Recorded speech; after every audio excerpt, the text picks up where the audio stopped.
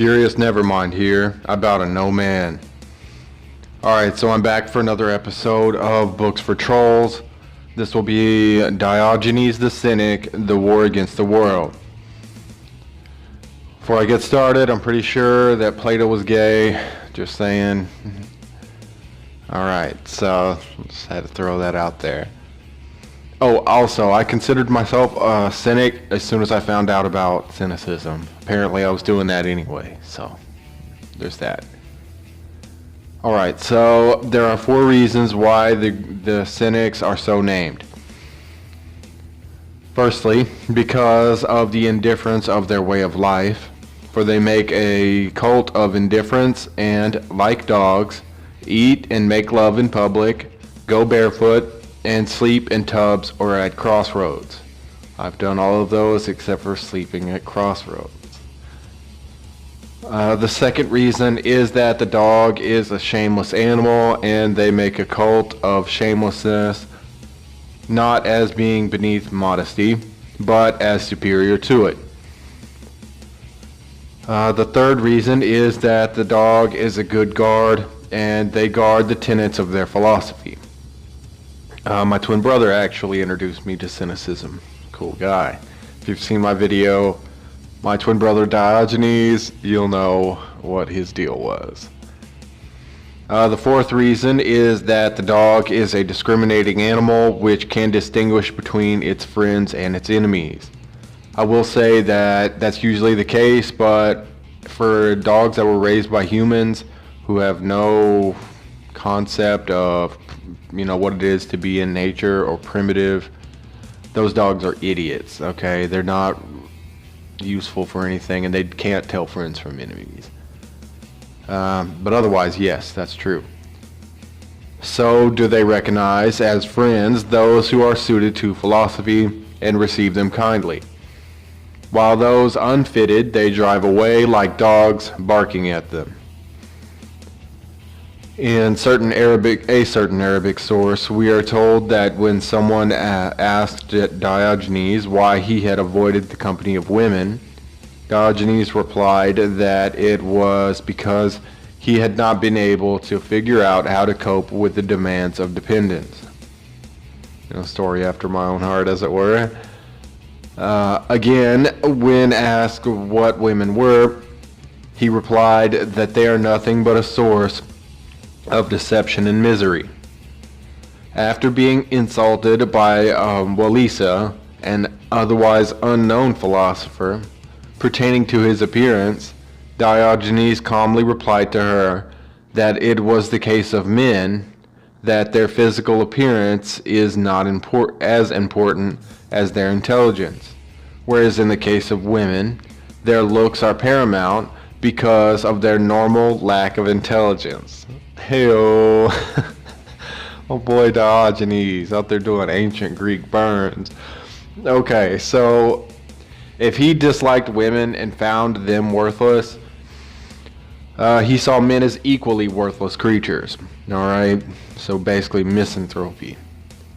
According to another Arabic source, when Diogenes was asked if it was true that he hated all people, he replied that he hated evil people for their depravities and good people for their silence in the presence of moral depravity. Pretty much me in a nutshell right there, okay? I harp on the church pertaining to this all the time. Okay, so in his own On the Means of Livelihood, Chrysippus is said to have written concerning the perspective of Diogenes thusly: and yet, what reason is there that he, the wise man, should provide for his own living? For if it is for the purpose of maintaining his life itself is something inconsequential. If it is to obtain pleasure, pleasure too is inconsequential. If it is to acquire virtue, virtue is in itself sufficient to bring about happiness. At any rate, all forms of earning a living are ridiculous. If a king supports him, he will have to keep the king happy. If a friend or if friends take care of him, friendship is the sort of thing that can be purchased with money.